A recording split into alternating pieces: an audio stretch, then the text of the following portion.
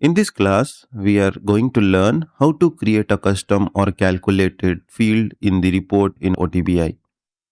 In our previous class, we had seen how we can create our very first OTBI report using BI Analysis Editor, and this is the report which we created.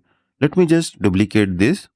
In order to duplicate, we have to just click on this copy, and then we have to go to the folder and click on this paste. This is going to copy the report.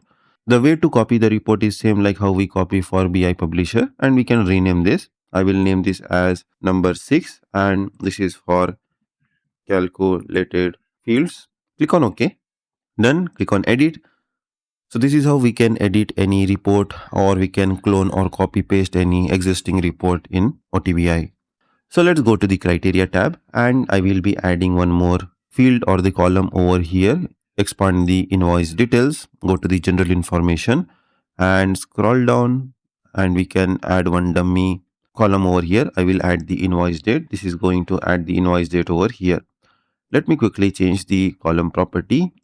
That is, I will tell this as days passed.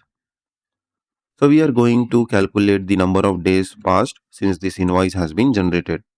I will go to the styling, and I will be providing the same styling which we have for others. Let me go to one of the columns, go to the copy font. Let me just copy from here the font, whatever we have for the supplier name. Just select these column properties, go to the font. Let me paste this. Just click on this paste and click on OK. Click on OK. Save the report. Now let's go to the results tab. We have not modified anything, and in the days passed as well as in the date, we are seeing the same date. Let's go back to the criteria, and let me click on this edit formula. Here, if you see, we are having this general information and the invoice date. We can make use of any date functions from here, like current date. If you want, we can just select this, or if you want to make use of any DB function or time function or analytical function, we can select the functions from here respectively. Now what I will do is I will make use of this timestamp diff, or we can select the timestamp diff from here as well. I will just scroll down, it's over here. Here is the same formula or the function we will get in order to calculate the difference between the two dates. Click on OK. It has added the timestamp diff in between, it has added. Let me just cancel this, again get into this edit formula. Let me place the cursor at the front, click on function, and this time I will double click on this timestamp diff. Now this has added properly. Let me cut this and paste it something like this. So the first argument in our case is timestamp diff, that is the time interval. In order to know the value, we have to look for the documentation. I am here in the documentation page, that is for SQL reference in other databases. As we are calculating the difference between the dates, I will go for SQL TSI day. So this will be our first argument, then followed by that the source, and then coming to the current date, we can go again for the functions, and here we can select the current date. So this is how it will look like. Click on OK. It will be calculating the difference between today's date and the date which is available in the invoice date column. Click on save. Let's head over to the results and verify the results. Here if you see, it is showing the days passed, that is 13121, so and so forth over here.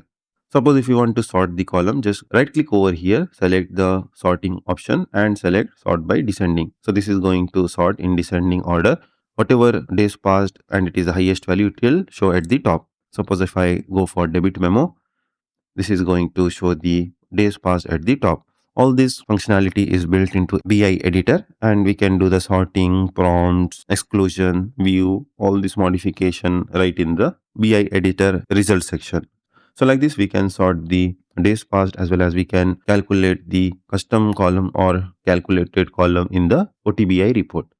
Let's click on save and head over to our catalog and view our report in action. Click on this open. Here if you see, we are having the days passed, that is the calculated column, as the last one, and we can toggle this and place wherever we want. Even we can exclude and put the filters, like whatever invoices are having the values for days passed more than 2000, that only we have to see. Then we can see the same over here. Now let's do that filtering. Go to the catalog, edit the BI report. Let's go to the criteria tab, and we can click on this filter and add the filter.